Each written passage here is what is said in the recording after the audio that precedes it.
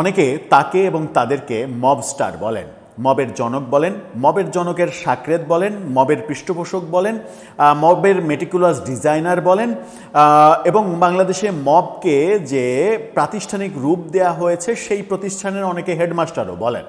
আমরা কোনো কিছুই বলতে চাই না, তবে আমরা শুধুমাত্র এটুকু বলতে চাই যে মব তাদের দ্বারা উৎসাহিত হয়েছে এবং তাদের নেতাকর্মীরা, তিনি না, তাদের নেতাকর্মীরা এই মব প্রত্যক্ষ এবং পরোক্ষভাবে বাংলাদেশে করেছে এবং বাংলাদেশে মবকে শিল্পের পর্যায়ে নিয়ে যাওয়ার একটা চেষ্টা ছিল।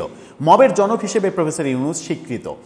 নাহিদ ইসলামদের দায় আমি আমার পক্ষ থেকে কিংবা আমাদের পক্ষ থেকে করতে চাই না, সব দায়টা প্রফেসর ইউনূসকে দিতে চাই, কারণ মবের পৃষ্ঠপোষকতা দিয়ে তিনি আমাদের গর্বের ধন ছাত্র সমাজকে অন্য পথে, ভুল পথে, কুপথে, আকাম কুকামের পথে পরিচালিত করেছেন এবং তাদের ক্যারিয়ারটা ধ্বংস করে দিয়েছেন।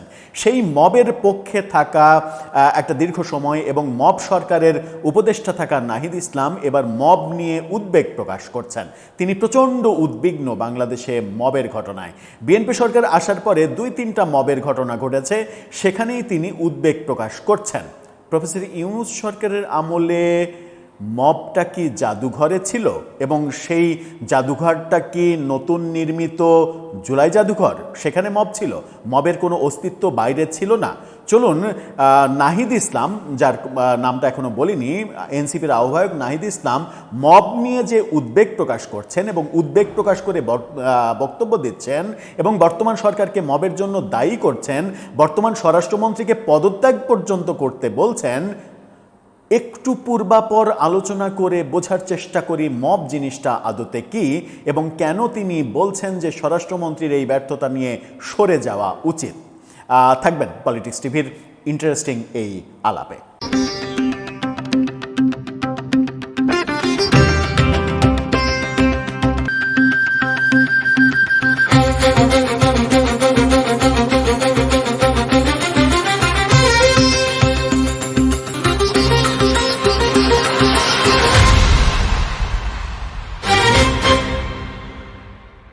দর্শক, বলছিলাম মব নিয়ে প্রচণ্ড উদ্বিগ্ন আজকে সাবেক উপদেষ্টা নাহিদ ইসলাম, যার সরকার এদেশে মবকে পৃষ্ঠপোষকতা দিয়েছে, প্রতিষ্ঠিত করেছে। এর পেছনে তার দায় আছে, এটা আমি অন্তত ভাবতে চাই না, কারণ জুলাই আন্দোলনে যে নেতারা আমাদের সামনে তারকা খ্যাতি পেয়েছেন তাদের মধ্যে সব থেকে পজিটিভ চরিত্রের অধিকারী কিংবা পজিটিভ জায়গায় ছিলেন এই নাহিদ ইসলাম।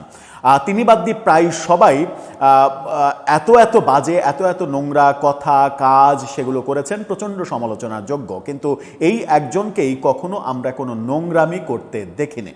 কিন্তু আবার তিনি তার অনুসারী কিংবা সাকরেতদের কিংবা বন্ধুবান্ধবদের ওই নোংরামির কর্মকাণ্ড থামাতে কোনো উদ্যোগও নেননি। এই ক্ষেত্রে তাকে ব্যর্থ বলা যেতে পারে, তার ব্যর্থতার দোষ তার উপরে চাপানো যেতে পারে, অভিযোগ করা যেতে পারে, সেটা ভিন্ন কথা, কিন্তু ব্যক্তি তাকে আমি অন্তত অভিযুক্ত করতে চাই না এখন পর্যন্ত। তিনি কি বলছেন? মব নিয়ে তিনি উদ্বিগ্ন। তাহলে প্রফেসর ইউনূস সরকারের আমলে ইউনূস যখন এ দেশকে মবের দেশে রূপান্তরিত করলেন তখন তিনি চুপ ছিলেন কেন? কি বলছেন তিনি অ্যাকচুয়ালি? চলুন একটু জেনে দেখি। কালের কণ্ঠের এই শিরোনামটা দেখে নিন। বলছেন মব নিয়ে উদ্বিগ্ন নাহিদ ইসলাম, সরকারের বিরুদ্ধে অভিযোগ। মানে এখন যেহেতু তিনি সরকারে নেই, বিএনপি সরকার আছে, বিএনপি সরকারকে খুব সহজেই অভিযোগ দেওয়া যায়, তাই দিচ্ছেন। তাহলে প্রফেসর ইউনূস তার সরকার ছিল, তার বিরুদ্ধে তার অভিযোগ দেওয়া যায় না, অভিযোগ দিলে তো অভিযোগটা নিজের কাছেই চলে যায়, সেই কারণে সেই সময় কথা বলেননি। কি বলছেন? বিরোধী দলীয় চিফ হুইপ নাহিদ ইসলাম বলেছেন, রাজধানীর মিরপুরের মাজারসহ দেশের বিভিন্ন জায়গায় হামলা, মব হলেও স্বরাষ্ট্রমন্ত্রী কোনো ব্যবস্থা নিচ্ছেন না। ভালো কথা। সরকারে যারা দায়িত্ব পালনে ব্যর্থ তাদের সরে দাঁড়ানো উচিত। তার মানে তিনি সরাসরি বলছেন স্বরাষ্ট্রমন্ত্রী, আইনমন্ত্রী এবং এই সংশ্লিষ্ট ব্যক্তিদের পদত্যাগ করা উচিত। ওয়েল অ্যান্ড গুড, মেনে নিলাম, খুবই ভালো কথা, পদত্যাগ করা উচিত যদি ব্যর্থতা থাকে। আজকে বিকেলে তিনি এই কথা বলেছেন যে বিভিন্ন জায়গায় আপনারা মবের বিরুদ্ধে বলেছেন, আন্তর্জাতিক জায়গায় আপনারা বলেছেন অন্তর্বর্তী সরকারের সময় মাজারে হামলা হচ্ছে, তাহলে আপনার সরকারের সময়ে আপনার স্বরাষ্ট্রমন্ত্রীর অধীনে পুলিশ কি করে যে মাজারে আবার নতুন করে হামলা হচ্ছে এবং যারা হামলা করছে তাদেরকে কেন চিহ্নিত করে কোনো ধরনের গ্রেপ্তার বা বিচারের আওতায় আনা হচ্ছে না? তিনি বলেন, সংকট হলে অন্যের ঘাড়ে দোষ চাপিয়ে পার পাওয়া যাবে না। খুবই ভালো কথা, অসাধারণ কথা বলেছেন। অন্যের ঘাড়ে দোষ চাপিয়ে পার পাওয়া যাবে না, শুধুমাত্র আমরা এই একটা লাইনেই স্থির থাকি, অন্যের ঘাড়ে দোষ চাপানো। নাহিদ ইসলামকে বিনীত প্রশ্ন, আপনিও কি অন্যের ঘাড়ে দোষ চাপাচ্ছেন না? আপনি আপনার সরকারের ঘাড়ে কি একবারও দোষ চাপিয়েছেন? আপনি আপনাদের কর্মকাণ্ড, আপনাদের নেতাকর্মীরা যে সকল কর্মকাণ্ড করেছেন তার জন্য কি একবারও দায় নিয়েছেন? প্রফেসর ইউনূসকে একবারও বলেছেন যে এই মবের পৃষ্ঠপোষকতা আপনি বাদ দেন? আপনি কি হাসনাতকে একবার বলেছেন যে গাজীপুরে গিয়ে তুই যে বললি যে যারা এরপর থেকে মব মারানি বলবে, মব করবে, তাদেরকে সহ মারতে, যে হাসনাত আবদুল্লাহ ওপেন অর্ডার দিয়েছিলেন, হাসনাতকে কি একটু বকে দিয়েছিলেন? আপনি বকেননি তো। আপনি মব করে ওই ধানমন্ডিতে মব করার জন্য পুলিশ যাকে গ্রেপ্তার করলো, হান্নান মাসুদ থানায় ছুটে গেলেন সেই মব বাসকে ছাড়িয়ে আনতে। হান্নানকে কি আপনি বলেছিলেন যে হান্নান এই কাজ তুমি কেন করলে, তোমাকে দল থেকে বহিষ্কার করা হলো? বলেননি। আপনি চাঁদাবাজি যারা করেছে, যারা ওই গুলশানে শাম্মী আহমেদের বাসায় ৮০ লাখ টাকা চাঁদাবাজি করতে গিয়ে ধরা খেলো, তাদের একজন যখন ভিডিও বার্তায় আসিফ মাহমুদ সজীব ভুঁইয়ার বিরুদ্ধে বলল যে এটার মাস্টার মাইন্ড তিনি, এবং তখন আমরা যখন ওই যে নীলা মার্কেটে হাঁসের মাংস খাওয়ার গল্প, ওয়েস্টিনে হাঁসের মাংস খাওয়ার গল্প শুনলাম, তখন কি আপনি আসিফকে একটু বকে দিয়েছিলেন যে আসিফ এই কাজটা তুই ঠিক করছিস না, এটা ভুল? বলেননি তো। আপনার সরকারের প্রেস সেক্রেটারি শফিকুল আলম যখন বলেছেন এটা মব না, এটা প্রেশার গ্রুপ, তখন কি শফিকুল আলমকে বলেছেন শফিক ভাই আপনি এটা ভুল বলছেন, এটা মব, এটার বিরুদ্ধে ব্যবস্থা নিতে হবে? বলেননি তো। আসিফ নজরুল যখন স্বীকার করতে বাধ্য হয়েছেন যে তাদের সরকারের সবথেকে বড় ব্যর্থতা হচ্ছে মব ঠেকাতে না পারা এবং মামলার ব্যবসা ঠেকাতে না পারা, তখন ওই বক্তব্য যেটা দিয়েছিলেন সেই ব্যাপারে আপনি প্রফেসর ইউনূসকে বলেছিলেন যে আসিফ নজরুলের সঙ্গে আমিও একমত, আপনি এটার বিরুদ্ধে ব্যবস্থা নেন, এটা ঠেকান? বলেননি তো। তাহলে আপনার সরকারের আমলে বাংলাদেশে মবকে যে পৃষ্ঠপোষকতা দেওয়া হয়েছে, মবকে অস্বীকার করে প্রেশার গ্রুপ বলা হয়েছে, সারা দেশে অন্তত ১০০-র বেশি মাজার গুড়িয়ে দেওয়া হয়েছে, মবে হাজার হাজার মানুষের মৃত্যু হয়েছে, বিভিন্ন রিপোর্টে উঠে এসেছে, দীপু দাসকে যে পুড়িয়ে গাছে ঝুলিয়ে মারা হলো ওসমান হাদি মৃত্যুর রাতে, ওই ব্যাপারে একটা কথা বলেছিলেন? বলেননি তো। আপনি প্রথম আলো, ডেইলি স্টার যখন পোড়ানো হলো, সেই পোড়ানোর সময় মানে ওসমান হাদি মৃত্যুর খবর আসার পরেই তো কাউরান বাজার অভিমুখে আপনার শাহবাগ থেকে মিছিল নিয়ে আসা হলো, এবং সেই মিছিল আপনার বাংলা মোটরে এনসিপি কার্যালয়ের সামনে অনেকক্ষণ অপেক্ষা করেছে লোকজন জড়ো করার জন্য, এবং সেই মিছিল যে প্রথম আলোর উদ্দেশ্যে, ডেইলি স্টারের উদ্দেশ্যে যাচ্ছে সেটা আপনি জানতেন না? আপনার লোকজনই তো গিয়েছে, হাদির গেঞ্জি পরেই তো গিয়েছে, তাদের সামনে দাঁড়িয়ে আপনি বলেছিলেন যে না এই আক্রমণ করা যাবে না? বলেননি তো। পরবর্তীতে হামলা যখন শেষ, পোড়ানো শেষ, তখন আপনারা কয়েকজন গিয়েছেন ওখানে নাটক করতে, গিয়েছিলেন তো। আপনি যখন ছায়ানট যখন পুড়িয়ে দেয়া হলো, এবং যারা পুড়িয়ে দিল তারা এই হাদির গেঞ্জি পরেই পুড়িয়ে দিল, তাদেরকে ঠেকাতে গিয়েছিলেন? জাননি তো। মোস্তফা সরোয়ার ফারুকী এগুলো দেখেও যখন চুপ ছিলেন, তখন ফারুকীকে বলেছেন যে আপনি ছায়ানটে ছুটে যান? বলেননি তো। এত যে কিছু হলো, বাউলের চুল কেটে দেওয়া হলো, গতকালকের পত্রিকায় কালের কণ্ঠ বলছে ২,০০০ সাংস্কৃতিক কর্মীকে নির্যাতন করা হয়েছে, তাদের বিরুদ্ধে একটা কথা বলেছেন? বলেননি তো।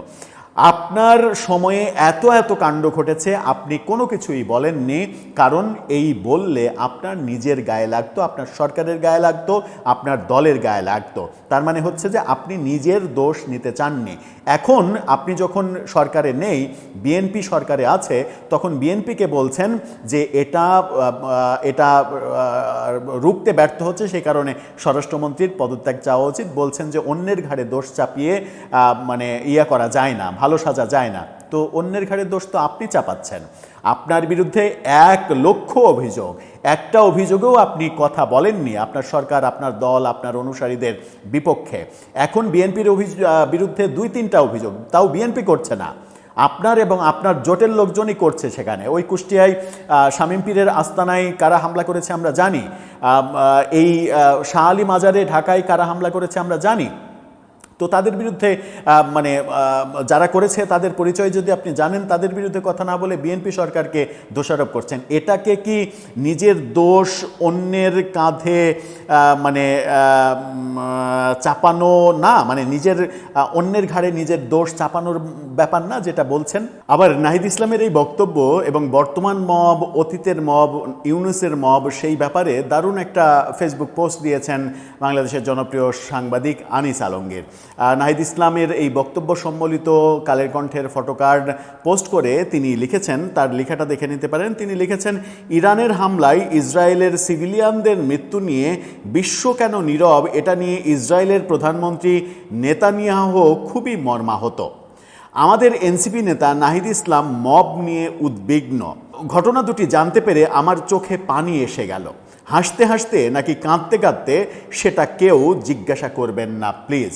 অর্থাৎ নেতানিয়াহু এত অত্যাচারী একজন মানুষ, তিনি উদ্বিগ্ন হচ্ছেন, বিশ্ববাসীকে প্রশ্ন করছেন যে ইসরায়েলের সিভিলিয়ানদের কেন মারা হচ্ছে। তার এই উদ্বেগ তিনি প্রকাশ করছেন যখন তখন সারা পৃথিবীতে সিভিলিয়ানদের তিনি নিজেই মারছেন। নাহিদ ইসলাম যখন মব নিয়ে উদ্বিগ্ন হচ্ছেন, উদ্বেগ প্রকাশ করছেন, উচিত হবে আপনার যে অসাধারণ একটা ভাবমূর্তি রয়েছে আপনার দলের এবং আপনার অনুসারীদের প্রায় সবারই যেটা নেই, আপনার রয়েছে পজিটিভ একটা ভাবমূর্তি রয়েছে, সেই ভাবমূর্তি দিয়ে আপনার একটা পজিটিভ পদক্ষেপ আগে নেওয়া উচিত ছিল, যেটা আপনি নেননি। আজকে যখন আপনি বিএনপি সরকারকে দোষারোপ করবেন তখন অনায়াসেই কিন্তু আমরা এটা বলতে পারবো যে আপনিই বরং নিজের দোষ অন্যের ঘাড়ে চাপিয়ে এটা থেকে ফায়দা লুটতে চাচ্ছেন। আপনি যে আপনারা যে নতুন রাজনৈতিক বন্দোবস্ত দিতে চেয়েছিলেন, আপনার সাঙ্গপাঙ্গ যারা আছে তাদের কারো কথা বিশ্বাস করি না আমরা, কিন্তু আপনার বক্তব্য বিশ্বাস করতে চাই। আপনি যদি সত্যিই নতুন রাজনৈতিক বন্দোবস্ত দিতে চান তাহলে আগে নিজের ঘর সামলান, কারণ অনেক হয়েছে আর নয়। হ্যাঁ, ভুল ত্রুটি হতেই পারে, আপনারা অনেক ভুল করেছেন, নতুন ভুল থেকেই শিক্ষা নেবেন। তো ভুল থেকে শিক্ষা সত্যিকার অর্থেই যদি নিতে পারেন তাহলে ভালো কিছু হবে।